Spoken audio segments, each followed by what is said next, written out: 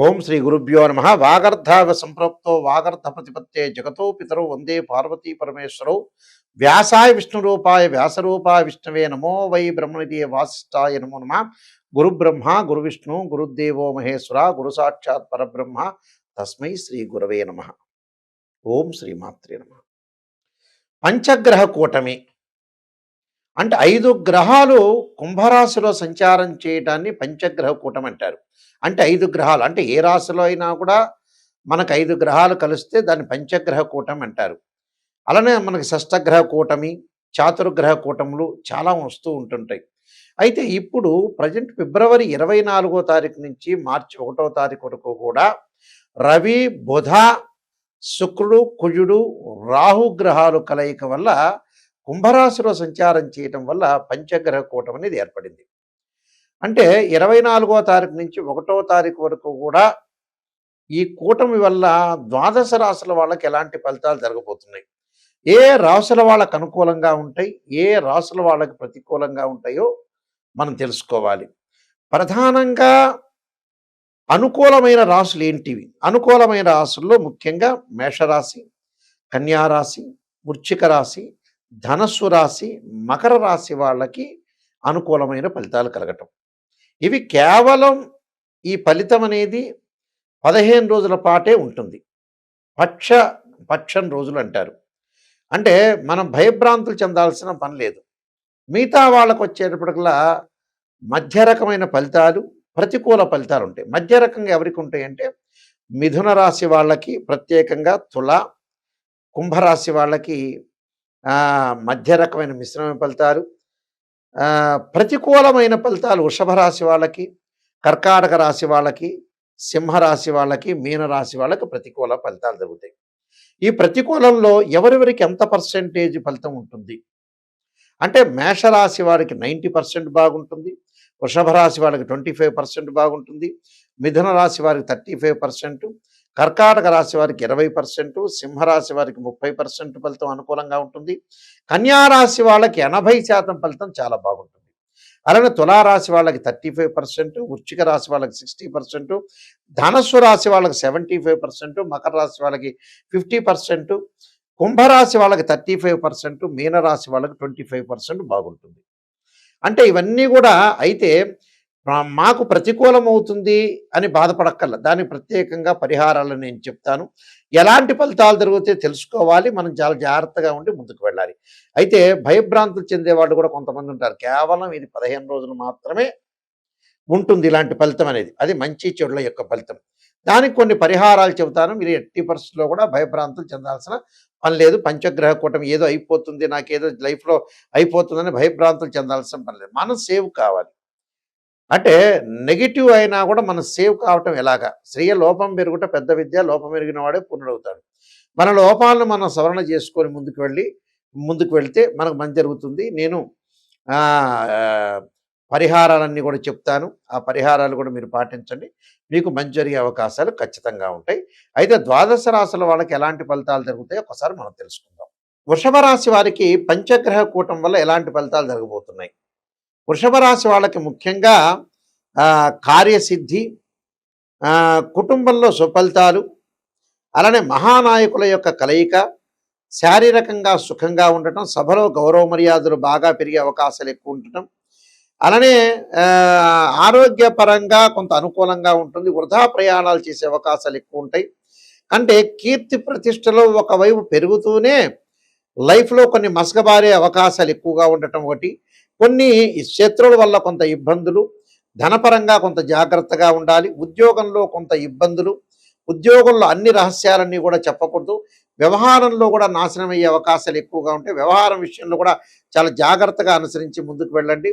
అంటే ఈ రాశి వాళ్ళకు వచ్చి వృత్తిపరంగా అనుకూలంగా ఉండదు. వృత్తిపరంగా రకరకాల వ్యక్తులు వస్తుంటారు. అంటే రియల్ ఎస్టేట్ రంగం అనేది కొద్దిగా వీళ్ళకి అనుకూలంగా లేదు ఈ 15 రోజుల పాటు.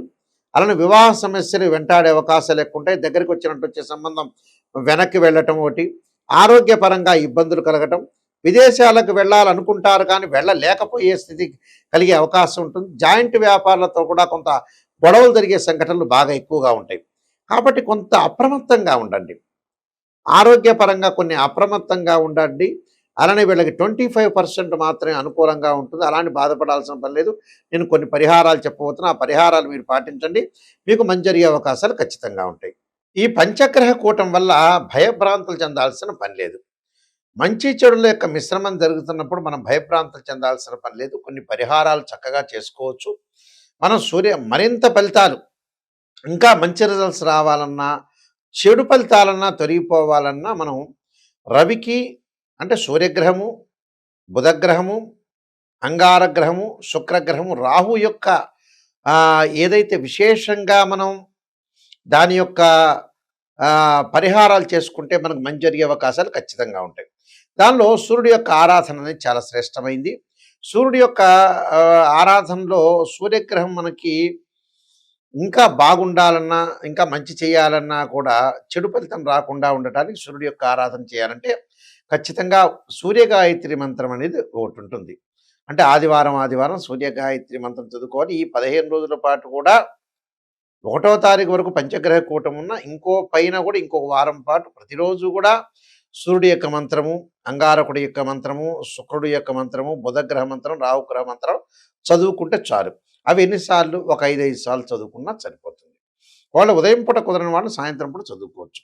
సూర్యుడి యొక్క ఆరాధనలో ముఖ్యంగా ఆదిత్యాయ విద్మహే సహస్రకిరణాయ ధీమహే తన్నో సూర్య ప్రచోదయాత్ అనే మంత్రాన్ని అంటే సూర్యగాయత్రి మంత్రం అంటారు. అంగారకుడి యొక్క ప్రభావం ఉందంటే అంగారకాయ విద్మహే శక్తి హస్తాయ ధీమే తన్నో భౌమ ప్రచోదయాత్ అనే మంత్రాన్ని, అలానే బుధుడు బాగలేదంటే నారాయణాయ విద్మహే వాసుదేవాయ ధీమే తన్నో విష్ణు ప్రచోదయాత్ అనే మంత్రాన్ని, బుధగ్రహం బాగలేని వాళ్ళు కొద్దిగా వ్యాపారపరంగా అనుకూలంగా ఉండాలనుకునే వ్యక్తులందరూ కూడా బుధగ్రహం యొక్క అనుకూలత ఉంటే మనకు మంచి జరుగుతుంది. దాంతోపాటు ప్రత్యేకంగా రాహు అర్ధకాయ మహావీరం చంద్రాదిత్యమర్ధనం సింహకాగర్భ సంభూతం తం రాహుం ప్రణమామ్యం అనే మంత్రాన్ని చక్కగా చదువుకోవచ్చు. అలానే శుక్రుడి యొక్క దోషం పోవాలి, శుక్రుడు అనుకూలంగా ఉండాలి అనంటే ఖచ్చితంగా ఓం శుక్రాయ నమః అనే మంత్రం కానీ, మహాకాళి, మహాలక్ష్మి, మహాసరస్వతి మంత్రాన్ని చదువుకోవటం కూడా చాలా మంచిది. దాంతోపాటు విద్యార్థులకు అనుకూలంగా ఉండాలంటే దక్షిణామూర్తి స్తోత్ర పాలనం చేయటం, ఆరోగ్యపరంగా ఇబ్బందులు కలుగుతున్నాయంటే శరీరే జర్జరీభూతే వ్యాధిగ్రస్తే కళేబరే ఔషధం జాహ్నవీతోయం వైద్యో నారాయణ హరి అనే మంత్రాన్ని చక్కగా చదువుకోవటం కూడా చాలా మంచిది. అయితే ఇవన్నీ కూడా గోచారరీత్యా చెప్పబడే ఫలితాలు అంటారు. బర్త్ చార్ట్ కాదు, ఎప్పుడైనా గమనించాలి. గోచారం అనేది 20% సపోర్ట్. అలానే బర్త్ చార్ట్ అంటే ఏమిటి? బర్త్ చార్ట్ అంటే ఒక చెట్టు ఉంటుంది, ఆ చెట్టు కింద వేళ్ళు ఉంటాయి. ఆ వేళ్ళు అనేది బర్త్ చార్ట్. అంటే మనం పుట్టినప్పుడు date of birth, time, place of birth తీసుకొని మ్యాథమెటికల్గా క్యాలిక్యులేషన్స్ వేసి D16 చార్ట్స్ ఉంటాయి. చాలామంది కూడా D16 చార్ట్ చూడరు ఈ మధ్యకాలంలో.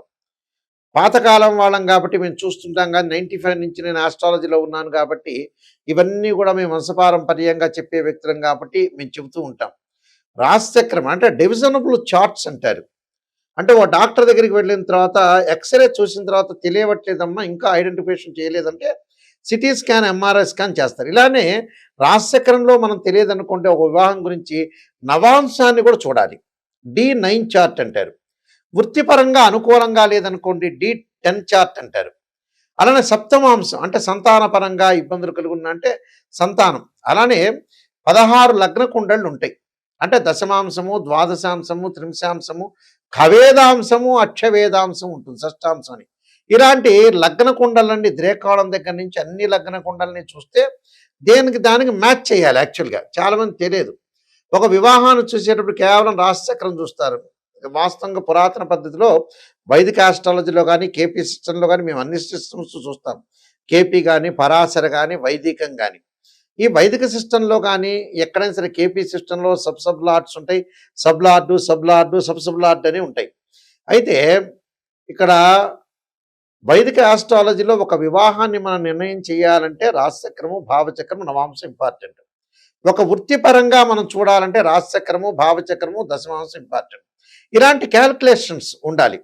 అంటే తనుభావము, ధనభావము, తృతీయ భావం, సోదర భావము, చతుర్థ భావం తల్లి వాహనాలకి, పంచమ భావం సంతానానికి, షష్టమ భాగం రోగాలు రుణాలు క్రెడిట్ సంబంధించిన భావం, సప్తమ భావం వివాహ భావము, అలానే అష్టమం ఆయుష్ భావము, అలానే భాగ్యస్థానము 9వ భావం అంటారు, 10వ భావం వృత్తికి సంబంధించింది, అలానే 11 లాభభావం, అలానే ద్వాదశ భావం ప్రేమలు ఎక్స్పెండిచర్స్ ఇవన్నీ తెలిసే 12th హౌస్ అంటారు.